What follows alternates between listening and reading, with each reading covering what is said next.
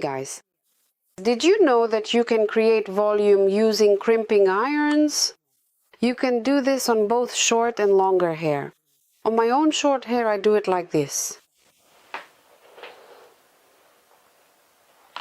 I take random strands in no particular order and pull them perpendicular to my head. I make sure to press the crimper on the hair only one single time. This is genuinely more than enough to create the desired effect. After that, I'll finish it off with some texturizing powder or hairspray.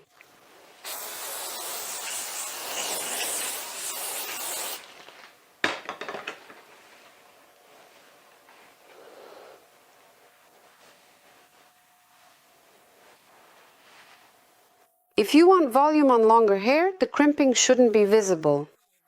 And there are some tricks to this. Choose your part, separate a section of hair along the part, and pin it up very carefully so you don't get a crease from the clip. Then work with thin strands in the area where you want to add volume.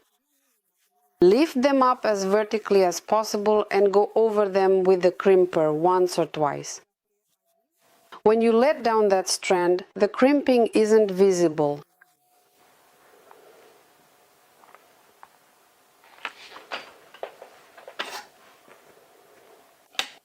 When you release the hair that was pinned along the part, it covers the sections we crimped. You get the volume, but the crimping is hidden. Do the same on the other side. So I'm going to take a strand that will completely cover the crimped section, and then I'll crimp the entire crown area with small sections, making sure to pull them up very high in the opposite direction from where they will naturally fall. That way the crimping is almost invisible.